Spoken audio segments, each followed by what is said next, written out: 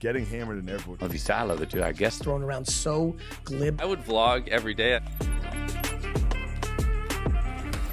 Welcome back to another episode of Vocabulary with Podcasts. This episode is going to be a little bit different than the previous ones because in the previous videos there has been words from different levels, beginner, intermediate, and advanced levels. In this video, we will only be focusing on advanced words. With that being said, these words are probably going to be a little bit more impressive and a little bit less commonly used, as well as the conversations. Some of them are very technical, and the speakers, they speak English very well, and so they have a larger vocabulary than a lot of people do. With that being said, let's go ahead and dive into this video. I mean, it's incredible. You guys, it really means a lot. I think this whole thing was a conspiracy to convene a high-stakes poker game. You knew you were spending the summer in Italy. There was no poker here. And you're like, how do I get the poker game to come to Italy? He netted a profit to cover the wedding. Not to cover the wedding. But I did win a $1.2 million pot from. That was crazy. That was crazy. All right, so in this clip, Chamath uses the word conspiracy. The definition of conspiracy is an unlawful, harmful, or evil plan formulated in secret by two or more persons. Also, a plot. Synonyms include sedition and collusion. So, of course, they are Chamath's friends are giving him a ribbing about wanting to play high-stakes poker. And so they are claiming that he was involved in a conspiracy to do just that. Let's check out the next clip.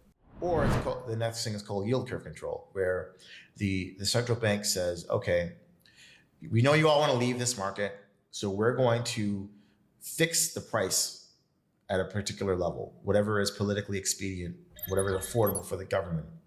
We're going to telegraph this, and we're going to expand our balance sheet infinitely to make sure that the rate stays at that level. All right, I want to preface my commentary on this clip by saying this is a very technical conversation about finance. So with that being said, if you don't understand a lot of the words or what they are saying, that's completely okay. To be completely honest with you, I don't quite understand what they're talking about either. The general idea, I do, so I'll mention that in a moment. But first, let's look at the word expedient. The definition of expedient is tending to promote some proposed or desired object, fill or suitable for the purpose, proper under the circumstances. Synonyms include profitable and advantageous. So when he says this word, he says politically advantageous. And then he mentions, the most profitable or something like this. So with that being said, from what I understand, the surface layer of what I understand about this technical aspect of finance is that when wealthy people live in like very wealthy people, high net worth individuals, they are called oftentimes, when they live in a country and the financial vehicles of that country, the government, become unprofitable or very difficult to make money, then of course those people want to leave or move their businesses and assets, their money, to another country. So what he is talking about is this this phenomenon where the government realizes that I guess this is happening or is going to happen, and then they change the rate so that those high net worth individuals can continue to make money. So with that being said, he says politically expedient. He means for the government, profitable, advantageous. So I would assume that it's profitable both for the government and for these very wealthy individuals to stay in the country or keep their businesses in the country and continue to profit. I mean, not to belabor the point, but I just think it's so interesting. I've been reading your books and following your commentary for years, but I didn't get really interested in your worldview until I understood that you moved back in to the childhood home where you grew up. Mike Rowe begins in this clip by saying, not to belabor the point. The word belabor means to explain, worry about, or work at something repeatedly or more than is necessary. An example in the dictionary is he kept belaboring the point long after we had agreed. So it appears that belabor is often used in this context about talking more about something or explaining more about something than what is necessary. So not to belabor the point of the meaning of this word. Let's check out the next clip. Is there any other niche businesses that are pretty good returns aside from dispensaries? I mean, safe is like Decca said, necessity properties are safe. Things that are making money, the necessities, people need them, hair, nails, food, daycare, the private schools. I like private schools. So I'm seeing a lot of schools and daycares being sold in Vegas at a really good return. Like I'm talking like 7.5%. It's all about the tenants. But why are they selling at such a low price for a necessity? 7% like is not a low price when you're paying 7% to borrow money. All right, so one of the co-hosts of the Iced Coffee Hour asks Ben Mala about some niche businesses that are profitable. And the definition of niche, which you can also pronounce as niche, they are both correct, means a distinct segment of a market.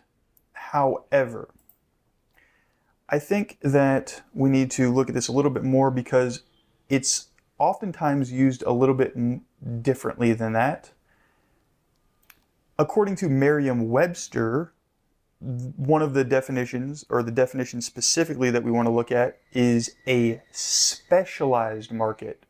And I think that this helps us understand the word better because we oftentimes use this word to refer to very specific and maybe perhaps fringe types of businesses and things like this. So, for example, here is an example from Merriam-Webster dictionary, which is, with the business a bit of a niche market, there can be some slow times.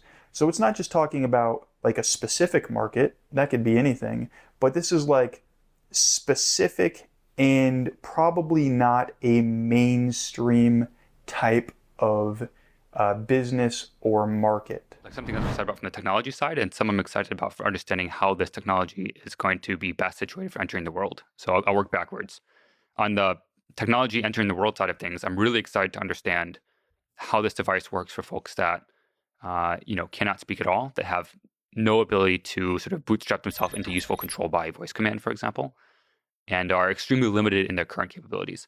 All right, so our word is bootstrap.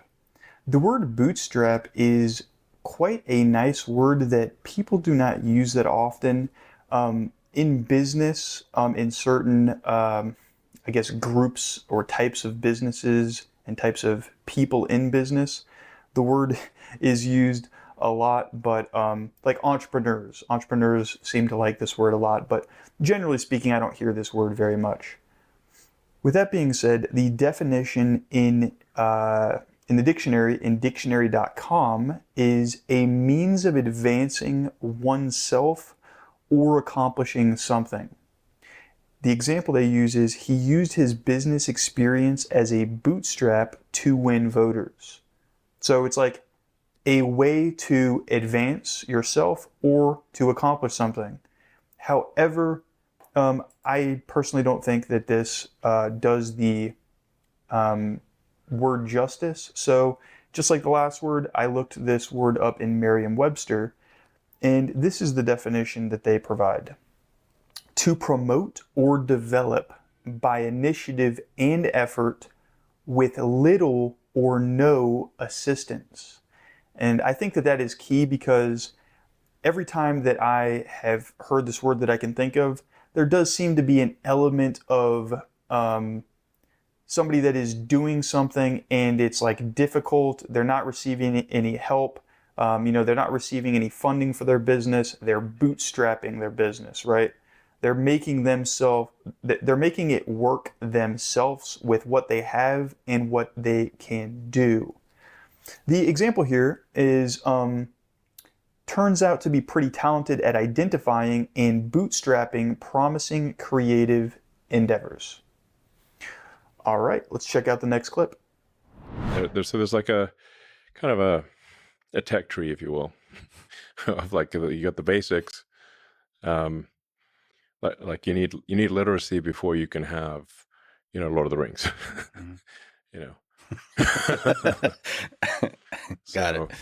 Do you have letters and alphabet? Okay, great. Words, then eventually you get sagas. All right, so Elon Musk uses the word saga here, and he's referring to the Lord of the Rings. As you know, the Lord of the Rings has like several series, like 1, 2, 3, or whatever. So with that being said, the definition of saga is a form of the novel which the members or generations of a family or social group are chronicled in a long and leisurely narrative.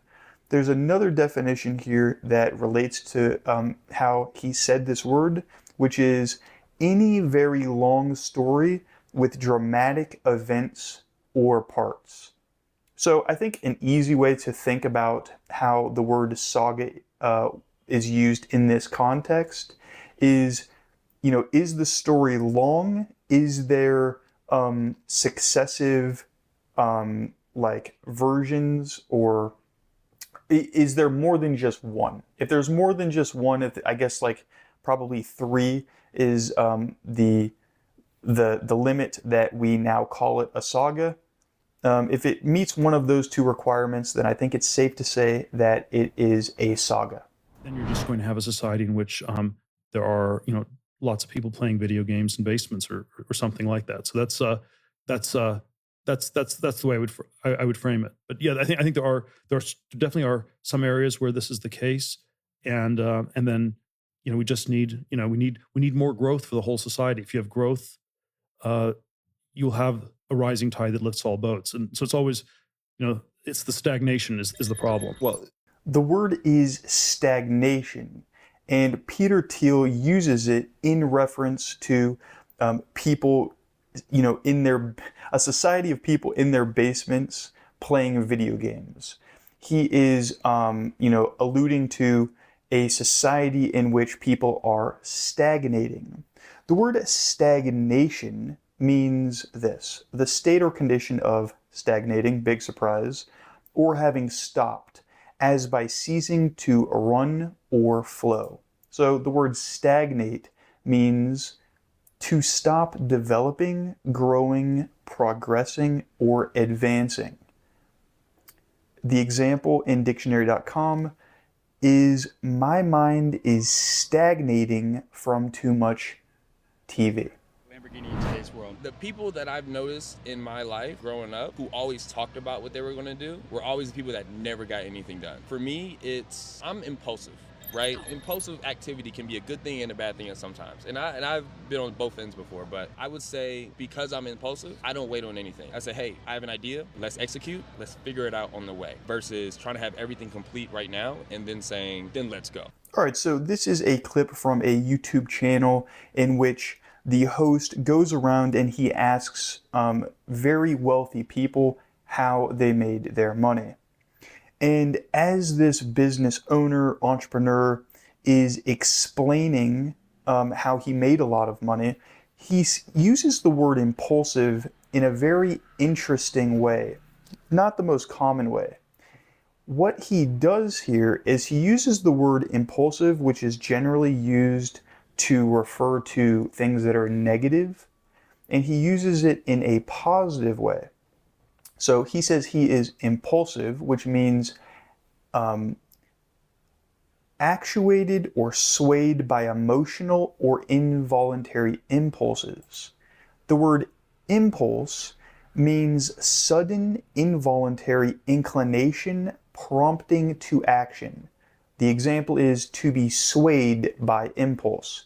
So if you are impulsive, then you act on your impulses, your sudden desire to do something, and then you just do it. So we often hear this word used when referring to gambling, drug addiction, alcoholism, etc. All of these bad things. But he's talking about how, when he gets, like an idea to do something, or something like that for his business, then he just impulsively does it. And, of course, that is, if done correctly, a much healthier use of, just doing something that you're inclined to do. So it's like he's created boundaries for himself where he uses his impulses in a positive way versus a negative one. I don't make an argument that my definition is the best definition, but I agree with the idea that whenever someone is talking about it, it's worth asking them what they mean by it. And it's also why I tend to bristle at the association with longevity, because if someone says, oh, are you a longevity doctor or something like that? I have no idea if they know what longevity means according to my definition. Finally, we have the word bristle. Peter Attia uses this word bristle, and let me preface by saying Peter Attia is a Canadian-American author, physician, and researcher known for his work in longevity medicine. So if you come across his videos on YouTube, you'll see that he's often talking about something that is going to benefit your longevity. With that being said, he uses the word bristle, which in this context is a verb, which means to stand or rise stiffly like bristles on a brush. So if you have a brush and those little things that are sticking out that you comb or you brush your hair with, then those things sticking up are called bristles. So you stand up or rise stiffly like bristles that are on a brush. We can also look at the definition to become rigid with anger or irritation, or to be visibly roused or stirred. So he probably means maybe perhaps a mix of both of these definitions.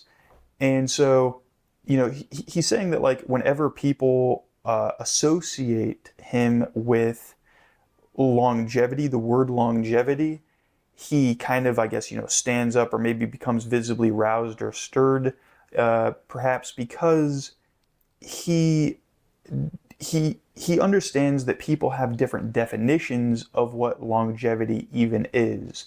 So that is how we use the word bristle. That brings us to the end of this episode.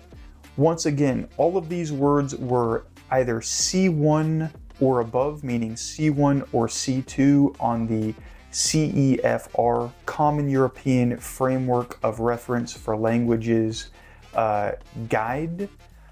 And so if you use one of these words in conversation with somebody, conspiracy, expedient, belabor, niche, bootstrap, saga, stagnation, impulsive, and bristle, they're probably going to, as long as they know your backstory of how you do not speak English as a native English speaker, they're probably going to be impressed to some sort of degree. I will point out that the word conspiracy is, it's not high level, it's just advanced for somebody that's learning English. But, if you are a native English speaker, you definitely know what the word conspiracy is. Expedient, belabor, bootstrap, saga, and bristle are probably the most impressive of these words. And so I hope you enjoyed this episode of Vocabulary with Podcasts. As you can see, I'm still evolving the series as I go, and I think that having a healthy mix of different levels are going to be beneficial, and then maybe doing some more episodes in which there are varying types of words, but still with the same